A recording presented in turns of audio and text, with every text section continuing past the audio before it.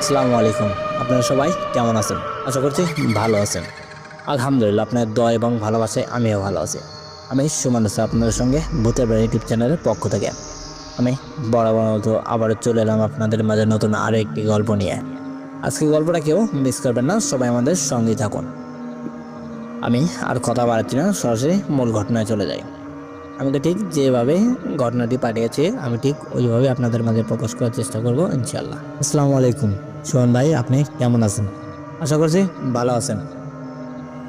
আমি আজকে আপনাদের মাঝে একটি গল্প তুলে ধরলাম। গল্পটি জানি না আপনাদের কেমন লাগবে। যদি ভালো লাগে তাহলে অবশ্যই সবার মাঝে শেয়ার করে দিবেন। আমি আর কথা বাড়াচ্ছি না, সরাসরি মূল ঘটনায় চলে যাই। আমাদের গ্রামের এক কোনায় একটি পুরনো ভাঙা বাড়ি ছিল। সেই বাড়িটাকে গ্রামবাসী সবাই ভূতের বাড়ি বলেছেন। লোকমুখে শোনা যায় সেই বাড়িতে নাকি একটি বাচ্চা মারা গিয়েছিল। তারপর থেকেই সেই বাচ্চার কান্নার আওয়াজটা ওই বাড়িতে শোনা যায়।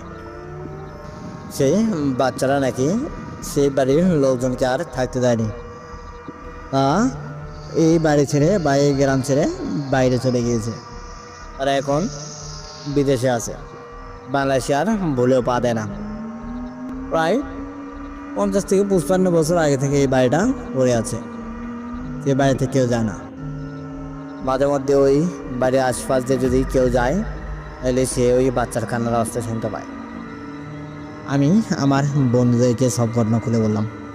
আমার বন্ধুদেরকে নিয়ে আমি ওই বাড়িতে যাওয়ার সিদ্ধান্ত নিলাম।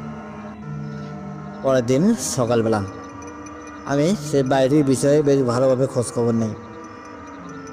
লোকমুখে শোনা গেল ওই বাড়িটি থেকে নাকি ঠিক রাত 12টার পর থেকে কোনো একটা বাচ্চা কান্না করে। সারা রাত কান্না করে সেই বাচ্চাটি। আমরা রাত 10টার দিকে রওনা দিলাম সেই বাড়ির উদ্দেশ্যে। হাঁটতে হাঁটতে বাড়ির পাশে চলে এলাম। তখন বাজে প্রায় 11:30টার মতো। আমরা ঘরের ভিতরে প্রবেশ করলাম। প্রবেশ করে একটু ঘুরে দেখলাম। বাড়িটিতে তেমন অস্বাভাবিক কিছু মনে হলো না। বাড়িটি পরিত্যক্ত অনেকদিন যাবৎ। ঘরের ভিতরে অনেক ময়লা জমে আছে। কিছুক্ষণ পরেই ঠিক 12টা বাজলো। 12টা বাজার সঙ্গে সঙ্গে কেউ একজন কান্না করতে লাগলো। আমি চতুর্দিকে খুঁজতে লাগলাম। একটি বাচ্চা কান্না করতেছে। সেই বাচ্চাটাকে আমি দেখতে পাই না। আমি চতুর্দিকে বেশ ভালোভাবে খুঁজলাম। দেখলাম সিঁড়ির উপর দিয়ে একটি ছায়া হেঁটে যাচ্ছে। আমি ছায়াটিকে কিছু করতে লাগলাম। হাঁটতে হাঁটতে ছায়াটি এক ঘরে ঢুকে পড়ল। তারপর থেকে কান্নাটাও উদা হয়ে গেল। আমরাও ঘরের ভিতরে ঢুকে পড়লাম। ঘরের ভিতরে ঢুকে বেশ ভালোভাবে দেখলাম ওই ঘরে আর কেউ নেই, কিন্তু একটি বাচ্চা ছায়া তো দেখলাম। সেই ছায়াটা কই গেল? আমরা ওই ঘর থেকে বেরিয়ে এলাম। বেরিয়ে আসার সঙ্গে সঙ্গে আবারও সেই কান্নার অবস্থা বাড়তে লাগলো। মেয়েটি এবার খুবই জোরে কান্না করতেছে। আমি চতুর্দিকে খুঁজতেছি, মেয়েটিকে পাই না। কিছুক্ষণ পরে খুবই ভয়ঙ্করভাবে একটি চিৎকার আওয়াজ শুনলাম। চিৎকারটি বাড়ির ছাদ থেকে আসতেছে। আমরা দৌড়িয়ে বাড়ির ছাদে গেলাম।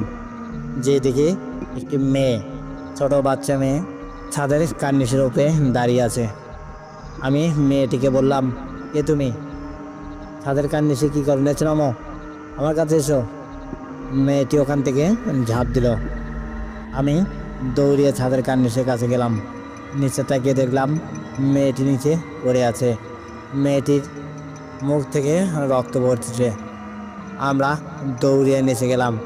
নিচে যেটা দেখলাম এটা দেখার জন্য আমি মোটেও প্রস্তুত ছিলাম না। নিচে যেয়ে দেখলাম মেয়েটি ওখানে আর নেই। রক্তের ছিটে ফোটাও নেই কোনোটি। মনে হচ্ছে কেউ উপরে থেকে লাফ দেয়নি। এটা আগের মতনই আছে। চতুর্দিকে পাতা পড়ে আছে, ময়লাতে জাম মেরে আছে। আমরা তো হতভম্ব হয়ে গেছি। আমার বন্ধুরা আমাকে বলল, আমরা এখান থেকে চলে যাব, চল। আমি আমার বন্ধুদেরকে বললাম, কখনো না। এই রহস্য উদ্ঘাটন না করা পর্যন্ত আমরা এখান থেকে কোথাও যাব না। তাই বলে আমার বন্ধুরা আমাকে বলল, আচ্ছা ঠিক আছে, চল আমরা খুঁজে দেখি মেয়েটি কই গেল। আমরা আবারও খুঁজতে লাগলাম। এক একজন এক এক দিকে ছড়িয়ে গেলাম মেয়েটিকে খুঁজে বের করার জন্যে। আবারও সেই কান্নার আওয়াজ, এবার যেন চতুর্দিক থেকে আসতেছে। আমরা মোটেও বুঝতে পারতেছি না কান্নার আওয়াজটা কোন দিক থেকে আসতেছে। আমরা বেশ ভালোভাবে খুঁজতে লাগলাম। আমার বন্ধুদেরকে ডাক দিলাম, তাদেরকে ডাক দিতে তারা আমার কাছে চলে এলো। আমি আমার বন্ধুদেরকে বললাম, আমাদের এই জায়গায় থাকাটা মোটেও ঠিক হবে না, চলো আমরা এখান থেকে চলে যাব। আমার বন্ধুরা আমাকে বললো, আচ্ছা ঠিক আছে, চল এখান থেকে বেরিয়ে যাব। আমরা বেরিয়ে যাওয়ার জন্যে রওনা দিলাম। ইতিমধ্যেই পিছন থেকে কে একজন আমাকে ডাক দিল। আমি পিছন থেকে ঘুরিয়ে তাকিয়ে দেখলাম একটি ছোট বাচ্চা মেয়ে আমার দিকে তাকিয়ে আছে। তার চোখ দুটা কালো, সে সাদা কাপড় পরে আছে, চুলগুলা উস্কো খুস্কো, হাতের নখগুলা বড় বড়।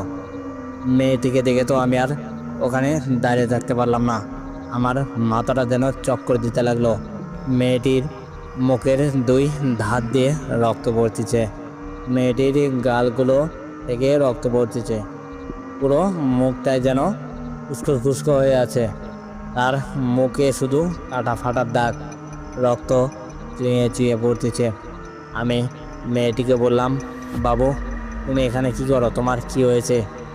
মেয়েটি আমার দিকে তাকিয়ে আছে, মেয়েটি কোনো কথা বলতেছে না। আমি মেয়েটির কাছ বিলে এগিয়ে গেলাম। মেয়েটির কাছ বিলে এগিয়ে যেতেই বাচ্চাটি ভয়ঙ্করভাবে একটি চিৎকার দিয়ে ওঠে। বাচ্চাটির চিৎকারে যেন পুরো বাড়িটা কেঁপে উঠেছে। আমি বাচ্চাটির দিকে তাকিয়ে আছি, আমি আর সামনের দিকে আগাই না। বাচ্চাটি আমাকে বলতেছে, তুই মরবি, তুই মরবি, তোকে কেউ বাঁচাতে পারবে না, তোকে কেউ বাঁচাতে পারবে না। আমার বন্ধুরা পাশ থেকে বলল, কে মারে আমরা এটাই দেখব। বাচ্চাটি ওখান থেকে হাতের ইশারা দিয়ে আমার ওই বন্ধুকে ধাক্কা দিয়ে ফেলে দেয়। আমার অন্য বন্ধু বলতেছে, ওদের সঙ্গে কেন লাগছিস, ওদেরকে ছেড়ে দে, আমাদেরকেও ছেড়ে দে, আমরা এখান থেকে বেরিয়ে যাব। বাচ্চাটি হেসে উঠে বলল, তোদেরকে তো ছাড়া যাবে না, তোদেরকে মরতেই হবে, ওদেরকে আজকে কেউ বাঁচাতে পারবে না। আমি বাচ্চাকে বললাম, তুমি আমাকে মেরে ফেলো, ওদেরকে যেতে দাও, ওদেরকে ছেড়ে দাও। মেয়েটি আবারও চিৎকার দিয়ে উঠে বলল, তোদের কাউকে ছাড়বো না, তোদের সবাইকে মরতে হবে, তোরা আজকে কেউ বাঁচবি না, সবাই মরবি। তাই বলে মেয়েটি দৌড়িয়ে এসে আমার গলাটি চেপে ধরে। আমি অনেক কষ্ট করে মেয়েটি হাতটা আমার গলা থেকে ছাড়িয়ে নিয়েছি। ছাড়িয়ে নিয়ে আমরা ওখান থেকে পালানোর চেষ্টা করি। আমরা দৌড় দিই, গেটের কাছে যেয়ে দেখি গেটটি বন্ধ। আমরা কীভাবে বেরোবো বুঝতে পারি না। মেয়েটি ভয়ানক একটি হাসি দিয়ে উঠলো, হাসি দিয়ে উঠে দৌড়িয়ে এসে আবারও আমার গলাটি চেপে ধরে আমাকে ধাক্কা দিয়ে অন্য জায়গায় ফেলে দেয়। আমি মেয়েটিকে অনেক রিকোয়েস্ট করি আমাদেরকে ছেড়ে দেওয়ার জন্য, কিন্তু মেয়েটি আমাদেরকে ছাড়তে রাজি হয় না। আমরাও ওখান থেকে বের হওয়ার কোনো উপায় খুঁজে পেলাম না। আমরা চতুর্দিকে খুঁজতে লাগলাম আর দৌড়তে লাগলাম। আমরা এক আল্লাহকে ছাড়া আর কারো কাছে সাহায্য কামনা করতে পারতেছি না, কেউ এখানে নেই যে আমাদেরকে সাহায্য করবে। আমরা চতুর্দিকে দৌড়চ্ছি আর খুঁজতেছি। এক পর্যায়ে একটি জানালার কাজ ভাঙা পেলাম। আমার বন্ধু দেখে আমাকে ডাক দিল। আমরা দৌড়ে সেই জানালা দিয়ে পালিয়ে বাড়িতে চলে আসি। তারপর থেকে আমরা এখন পর্যন্ত আর কখনো ওই বাড়ির আশেপাশেও যাইনি। ওই বাড়িটির কথা শুনলে যেন বুকের ভিতরটা কেঁপে ওঠে। আমরা অনেক কষ্টে বেঁচে ফিরেছি, আর ওই বাড়ির কাছে যেতে কখনো রাজি হয়নি। যাই হোক, আমার গল্পটা এতটুকুই। যদি ভালো লাগে তাহলে অবশ্যই গল্পটা সবার মধ্যে শেয়ার করে দিবেন। আপনারা সবাই ভালো থাকুন, সুস্থ থাকুন, আল্লাহ হাফেজ। যাই হোক, গল্পটা তো ভালো লেগেছে। গল্পটা যদি আপনাদের ভালো লাগে তাহলে অবশ্যই একটি লাইক দিবেন। শুধু লাইক দিলে হবে না, গল্পটি সবার মাঝে ছড়িয়ে দিবেন, সবাই শেয়ার করবেন। আর একটি কথা বলবো, আপনারা ভিডিও ঠিকই দেখেন কিন্তু চ্যানেলটি সাবস্ক্রাইব করেন না। আমার চ্যানেলটি ছোটো দেখে নাকি আপনারা চ্যানেলটিতে সাবস্ক্রাইব করবেন না।